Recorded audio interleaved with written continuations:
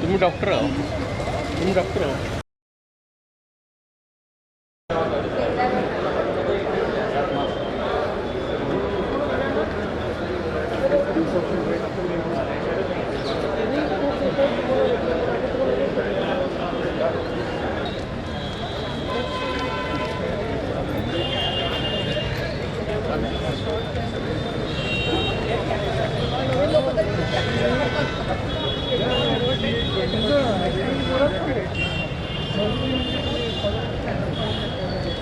काय म्हणताय?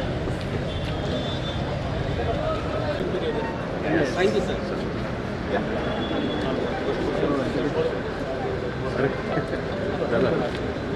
सकाळी पाठवा.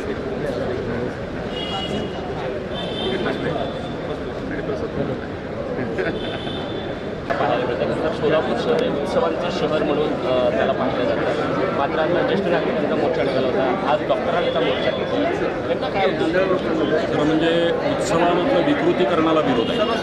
महापुरुषांच्या जयंती त्या थाटात झाल्या पाहिजेत, मिरवणुका निघाल्या पाहिजेत, वाद्यांना विरोध नाही आहे, पण वाद्य ही पारंपरिक असली पाहिजे.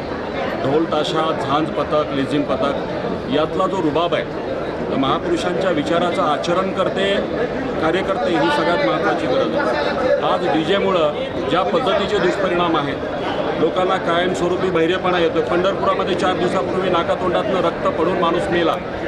अनेक डी जे मंडळाचे कार्यकर्ते कायमचे ठार बहिरे झाले आणि माता भगिनींना गर्भवती असतील, सामान्य वृद्ध नागरिक असतील, हॉस्पिटल्स असतील, शाळा असतील, महाभयंकर त्रास आहे. आज सोलापूरची जी काही ओळख आहे ती उत्सवाचं शहर जरी असेल तरी डी जे मुक्त सोलापूर झालं पाहिजे. आणि महाराष्ट्रामध्ये ही लोक चळवळ आज सगळं तमाम सोलापूरकर सगळ्या वयोगटातला डॉक्टर, वकील, इंजिनियर सगळे लोक रस्त्यावर उतरले. मला असं वाटतं की ही लोकसहभागातली चळवळ डी जे मुक्तीसाठी कारणीभूत ठरेल आणि महाराष्ट्राचं नेतृत्व सोलापूर करेल.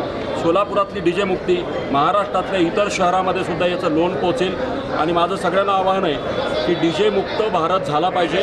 आणि यापुढे अजून एक सांगतो की उत्सव मंडळाच्या कार्यकर्त्यांच्या समर्थनार्थ डी जेच्या समर्थनार्थ पोलिसांवरती कोणते राजकारणी दबाव आणत असतील तर त्यांच्या मतदानावरती बहिष्कार टाकण्याची ताकद सामान्य लाखो नागरिकांमध्ये हे राजकारण्यांना विसरू नका.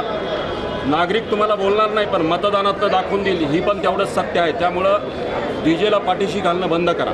सर असं पण शोर पडतोय की डी जे मुक्तच्या आडून उत्सवच बंद करा अशा पद्धतीने. नाही, उत्सव चालू राहायला पाहिजे. उत्सवाला नाही, उत्सव ही प्रेरणा स्रोत आहे. एखाद्या महापुरुषांची जयंती निघते त्यातनं प्रेरणा मिळते, परंतु ती विकृतीमुक्त असली पाहिजे आणि खऱ्या अर्थानं पारंपरिक असली पाहिजे, पर्यावरणपूरक असली पाहिजे. खरं तर उत्सव झाले पाहिजे. Like, subscribe, click on the bell.